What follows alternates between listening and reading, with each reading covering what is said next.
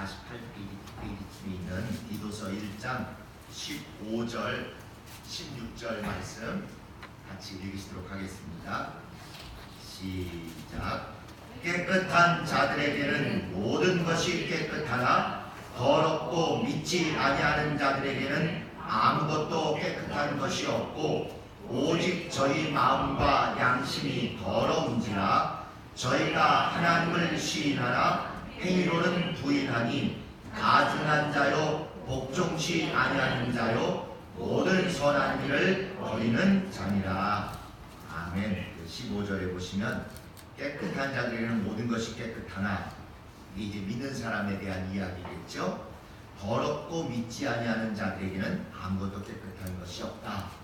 특별히 일부러 오늘은 좀 부정적인 내용이지만 더럽고 믿지 아니하는 자들에게는 이 제목으로 말씀을 같이 상고하시겠습니다. 이 디도서나 그 다음에 나오는 빌레몬서 이런 걸 이제 설교 성구로 하면 좀 당황스럽죠. 이거 어디 갔지? 여기 있는 것 같았는데 가보니까 어저께 이상했나? 왜 안 보이지? 좀 이런 게 있어요. 우리가 익숙한 성경이 아니다 보니까 이 성경 순서를 이렇게 맞춘 기준이 있습니다. 그걸 좀 잠깐 말씀을 드릴게요. 구약 성경을 따라서 신약 성경도 아주 중요한 것을 앞에다 모아놨습니다. 그게 바로 복음서, 우리가 잘 아는 마태, 마가, 누가, 요한 4복음서를 맨 앞에 놨지. 구약도 모세오경을 맨 앞에 놓은 것처럼. 그 다음에 구약도 모세오경 다음에 역사적으로 어떤 일이 있었는가를 쭉 역사를 기록한 것처럼 신약도 예수님 가신 다음에 초대교회가 어떤 역사를 거쳤는가, 그것 때문에 그 역사적인 글들을 뒤에다가 쓰는데 하나뿐이에요. 그래서 사도행전 하나가 마태, 마가, 누가, 요한복음 4복음서 뒤에 사도행전이 딱 들러붙어 있습니다.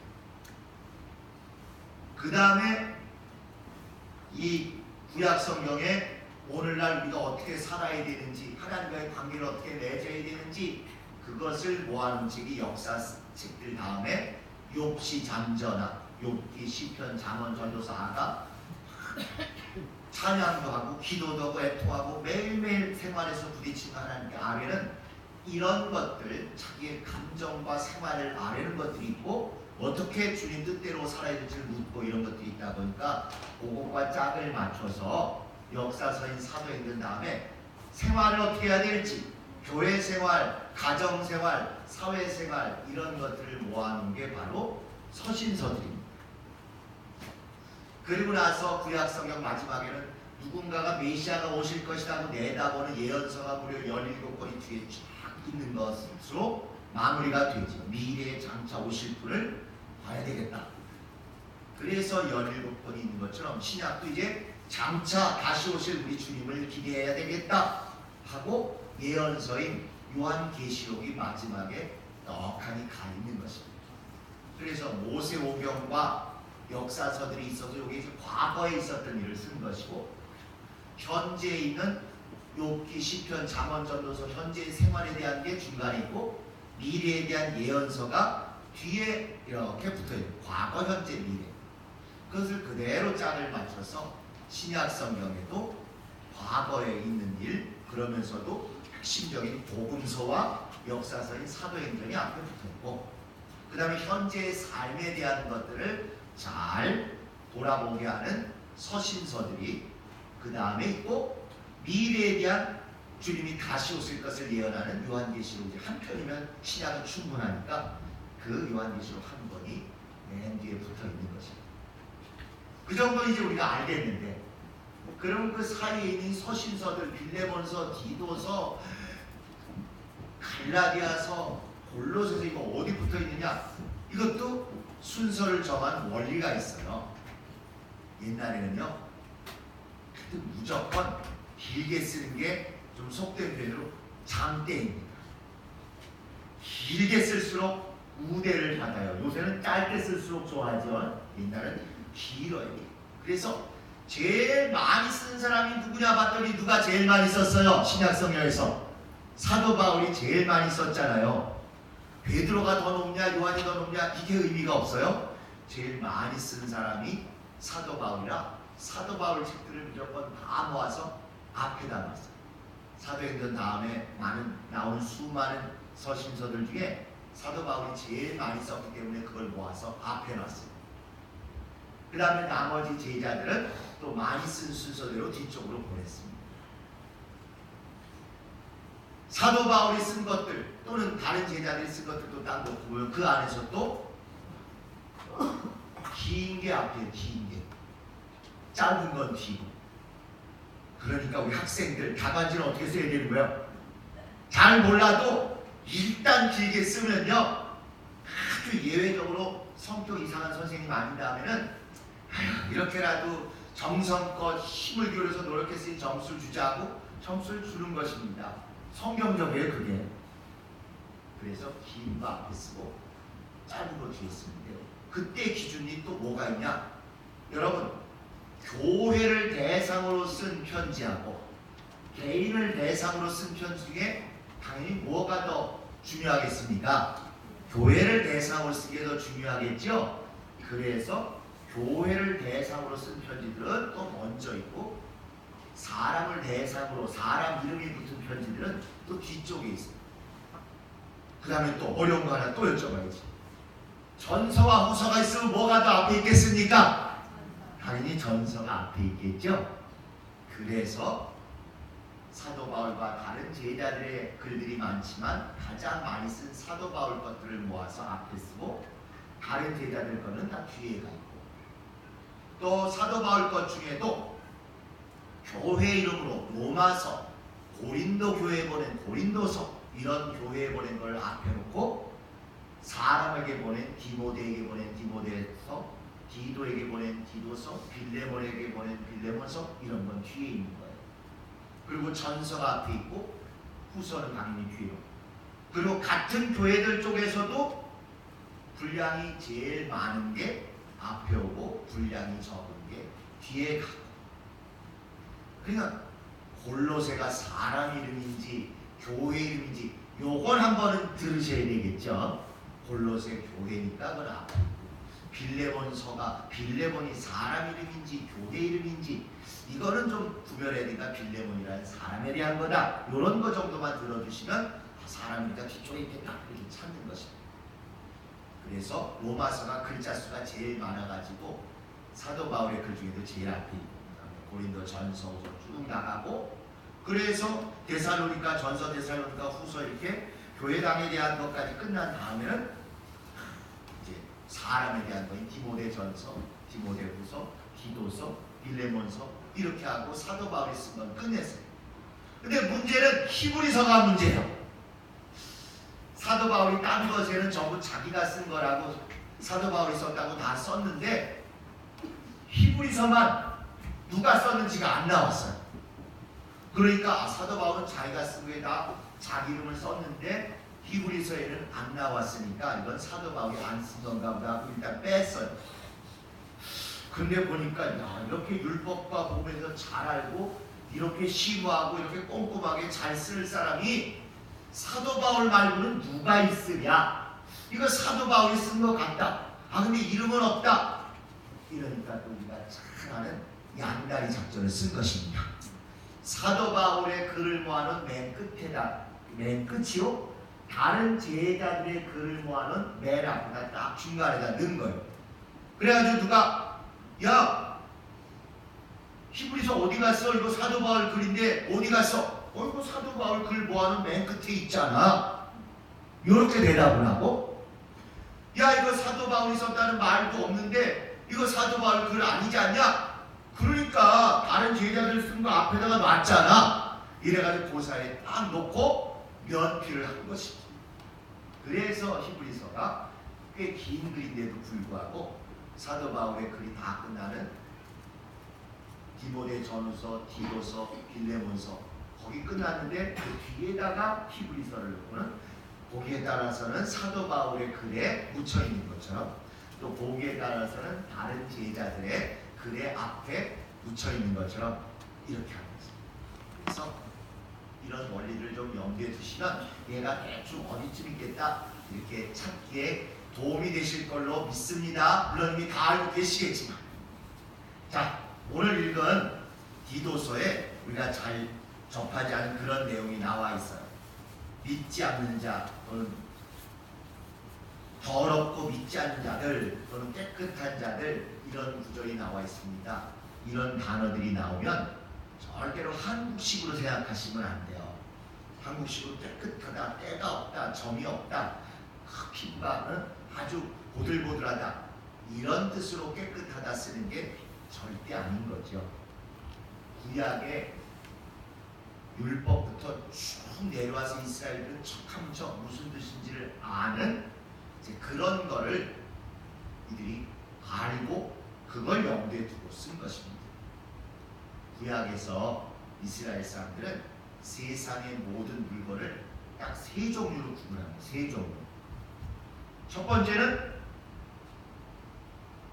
깨끗한 것과 더러운 것, 한자어로 정한 것과 불결한 것 두 가지로 구분하는 게 크게. 그래서 이것을 현미경으로 봐서 되는 게 아니다 하고 아주 딱 기준을 잡아준 게 그 유명한 음식, 짐승 중에 뭐는 깨끗하고 뭐는 부정하다 이렇게 구분한 거예요. 그래서 소나 양 같은 것들은 깨끗하다 또는 정결하다. 돼지나 오징어 같은 것은 부정하다, 불결하다. 이렇게 딱 구분을 깨끗하다, 더럽다. 그러면 뭐 소나 양은 매일 샤워를 하고 돼지는 한 달에 한 번 샤워를 해서 누구는 깨끗하고 누구는 부정하고 그런 거 아니겠죠. 뭔가 하나님의 뜻, 의도, 원칙이 있습니다. 그리고 이 깨끗한 짐승 중에서 그냥 그 상태로 있으면 깨끗하지만 요 깨끗한 것을 구별해서 하나님께 바치면, 하나님께 속하게 하면 한 단계가 더 올라가서 거룩해진다. 이렇게 세상 만물을 보는 것입니다. 그러니까 세상 만물을 크게 두 가지로 나눠서 깨끗한 것과 더러운 것, 또는 한자로 정결한 것과 부정적인 것으로 세상 만물이 이루어져 있다. 그런데 그 정결한 것 중에서 또 하나님께 특별한 용도로 구별해서 바치면 이건 하나님께 속했다, 구별됐다는 반쪽 개념이고요. 하나님께 구별해서 결국 속했다, 하나님 것이 되었다 라고 할 때 이것만 거룩하다라고 얘기를 하고, 구별되고 속해지지 않은 나머지는 그냥 깨끗하다라고 얘기하고, 아예 처음부터 딱 왕따 당해서 떼어놓은 것들을 더럽다, 부정하다 이렇게 얘기하는 것입니다. 그래서 세상 만물은 거룩한 것, 깨끗한 것, 더러운 것, 거룩한 것, 정결한 것, 부정한 것, 이게 세 가지만 있는 것으로 보는 것입니다. 그런데 깨끗한 것 중에서 뭔가 찢기거나 피가 나거나 다리가 부러진 그런 짐승이 있으면 이것도 더러워진 게 되죠. 또 하나님께 바쳤는데 그것이 또 그런 문제가 되면 이것이 거룩한 데서 또 탈락이 돼가지고 부정해지고 더러워지고 이렇게 되는 것이죠. 자, 그럼 도대체 뭐는 거룩하고 뭐는 깨끗하고 뭐는 부정하다가 뭐냐? 현미경으로 검사하거나 세균이 나와서가 아니라 한마디로 얘기하면 있어야 할 자리에, 제자리에 잘 있으면 그게 깨끗한 것입니다. 처소를 이탈해서 있어야 될 곳에 있지 않고 딴 데 가 있으면 그게 부정한 거예요. 그래서 피조물이 하나님을 섬기고 하나님 앞에서 은혜받는 위치에 있을 때는 깨끗하고 또 하나님을 바라보고 있으니까 거룩한데, 천사가 됐건 사람이 됐건 그것으로부터 아니 하나님 없이 딴 데서 살래, 홀로 살래 하고 자기의 위치, 자기의 처소를 이탈하면 이걸 보고 더럽다 얘기를 하는 것입니다. 그걸 죄라고도 얘기하는 것이죠. 짐승 중에 도마뱀이나 박쥐나 개구리나 이런 것들이 이제 그 율법에 정한 기준에 의하면 더럽습니다. 부정해. 애초부터. 왜 이들이 이렇게 부정하냐? 그들은 두 곳에 걸쳐 살기 때문에 그렇습니다. 경계선에서 양다리 걸치고 왔다 갔다 하니까 부정하다는 거예요. 땅이면 땅, 바다면 물이면 물, 하늘이면 하늘, 이렇게 살아야 되는데 걸어가다가 날아간다든지 물에서도 살고 땅에서도 산다든지 이렇게 되는 박쥐나 도마뱀이나 개구리나 이런 거. 또 물고기 같으면 비늘 있고 지느러미 있어 잘 다니는데 오징어처럼 매끈하면 있어야 될 게 있지 않고 이상하고 뭔가 딴 동네에서 온 것 같고 이러면 그걸 보고 더럽다 이렇게 구분합니다. 어려우시죠? 우리가 제일 잘 아는 예를 들어 침. 우리가 밥 먹는데 얼마나 이 침이 중요하고 침이 바짝바짝 마르면 사람이 미치죠. 입에 이 침이 우리를 건강을 제일 유지하는 건데 이 침이 노 안에 있지 않고 조금만 처소를 이탈해서 여기만 침이 개어도 보시기 어떠세요? 더럽죠. 그런데 이 침이 처소를 여기서 이탈해서 여기만 온 게 아니라 이게 톡 튀어서 수진이 얼굴로 탁 튀었어요. 우리 수진 자매 얼굴로 탁 튀었어요. 여기 있을 때나 저기 있을 때나 성분은 똑같아요. 그런데 처소가 달라졌다는 이유로 이게 더러워지는 거예요. 깨끗해요? 더럽지. 더러운 정도가 아니라 더러워지는 거예요. 그렇습니다. 우리 본능적으로 있어야 할 곳에 있지 않고 이탈하면 이게 이상하게 성분은 똑같은데 달라진 거 하나 없는데도 더럽게 되는 거죠. 여러분이 오늘 깨끗이 빨고 깨끗이 빗고 깨끗이 뿌리고 온 이 머리카락을 생각해 보세요. 얼마나 예쁘고 얼마나 곱고 얼마나 멋있어요. 그런데 여기 붙어 있어야 될 이 머리카락이 처소를 이탈해서 독립해가지고 쫙 해서 이따 밥을 먹으려고 하는 거기 국에 먼저 다이빙이 돼 있어요. 자기 딴에는 깨끗이 목욕 재개하려고 아마 들어갔겠죠, 그 머리카락이. 그런데 여기 있을 머리카락이 더 깨끗이 몸을 담그고 빨고 있는, 샤워하고 욕조에 들어가 있는 그 국 속의 머리카락을 보는 순간 우리 나 어떻게 생각해요? 깨끗하다 생각 안 하고 더럽다 생각. 아니 성분은 더 깨끗해졌을 텐데 왜 그걸 더럽다고 느끼느냐? 처소를 이탈합니다. 국에 들어간 건 그나마나 밥을 딱 폈는데 밥에 하늘과 땅에 왠가 사다리가 서 있어. 머리카락의 한쪽 끝은 이쪽 숟가락 밥에 딱 뭉쳐져 있고 다른 끝은 여전히 덜 탈출해서 밥그릇 속에 팍 박혀 있어요. 입에 들어가기 직전까지 이게 안 끊어졌어. 분명히 이거 남자 머리는 아니에요.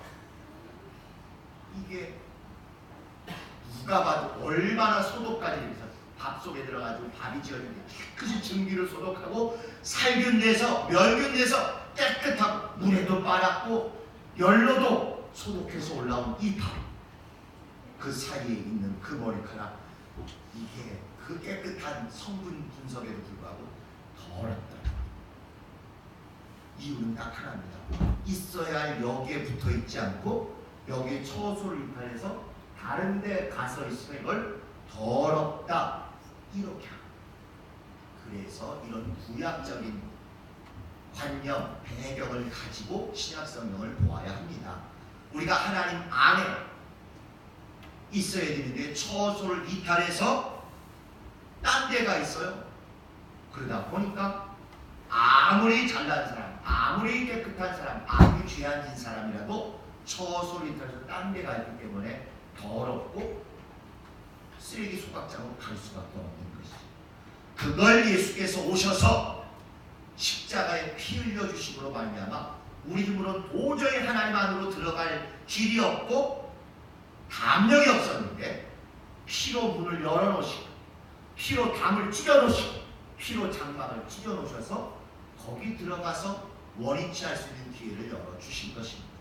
그래서 예수의 피를 힘입어서 예수의 피공로 의지하여 우리가 다시 하나님 안으로 들어갔기 때문에 우리가 깨끗해지고 그 안에 들어가서 역시 또 내 멋대로 사는 게 아니라 나는 하나님 겁니다. 하나님 마음대로 써주세요. 나는 하나님께 붙들리고 하나님 뜻대로 살 때가 제일 행복합니다. 하고 스스로도 하나님의 속한 자 하나님 것이라고 막 고백을 하니까 거룩함까지 격상이 되는 거죠.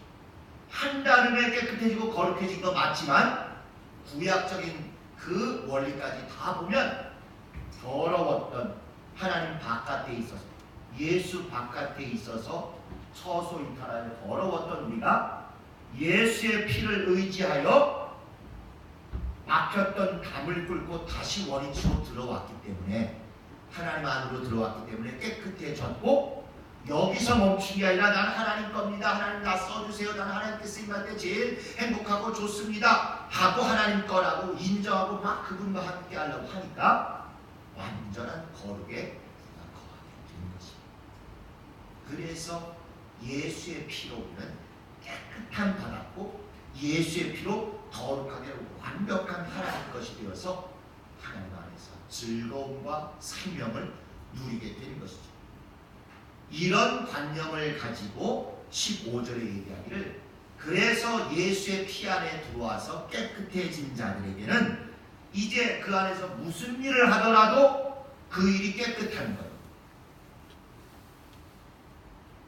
좋은 물건, 좋은 일 하는 것만 깨끗한 게 아니라 예배당에 화장실을 청소하는데 누가 없이 실수하여 처소이탈하게 잘못 버려진 건더기와 국물 있잖아요. 화장실 가면 그런 인간적으로 볼 때 더러워 보이는 걸 닦고 쓸고 깨끗하게 하는 그 일이 더럽거나 추하거나 낮은 일이 아니라 깨끗한 자들에게는 모든 것이 깨끗하다는 거예요.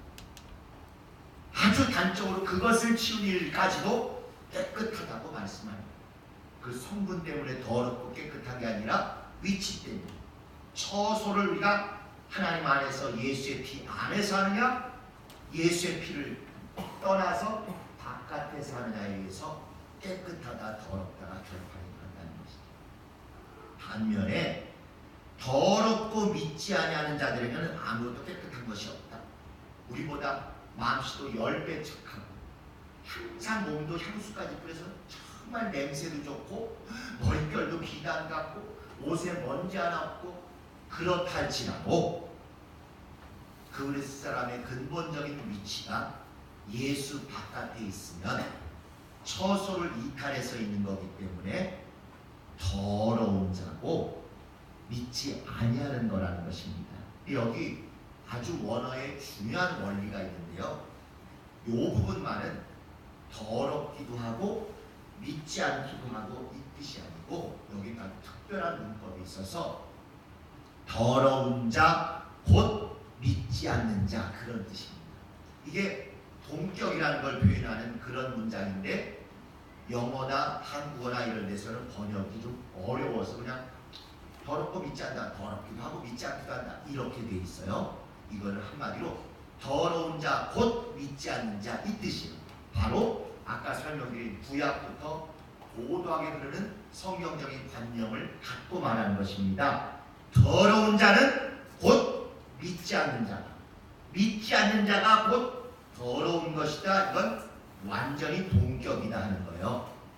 세수를 많이 했다. 좋은 비누를 썼다. 옷에 아무 먼지도 없다. 이게 더러운 게 아니라 믿지 아니하면 그래서 예수의 피로 깨끗해지지 아니하면 곧 예수의 피를 힘입어 하나님 안으로 은혜 안으로 들어오지 않으면 그게 믿지 않는 자고 그게 더러운 것이다. 이렇게 얘기를 하는 것입니다.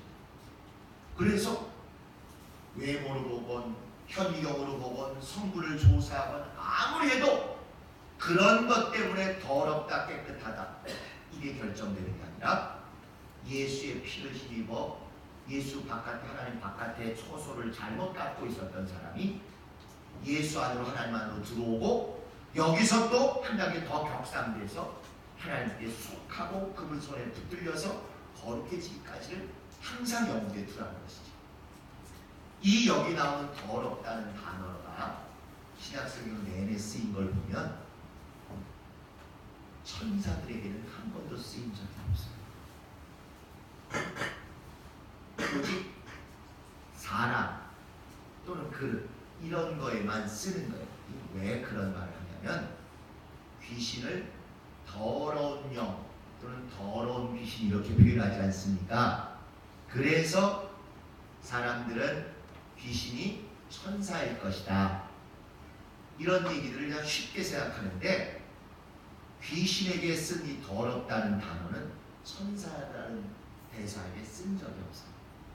꼭 사람이나 그냥 이런 피조 물건 이런 것들에만 쓰는 것이죠. 그리고 그 사람에게 쓸 때는 딴 것 때문에 무슨 죄를 짓거나 이런 것보다도 여기 나온 대로 믿지 않기 때문에 하나님과 무관하기 때문에 더럽다라고 하는 것이죠.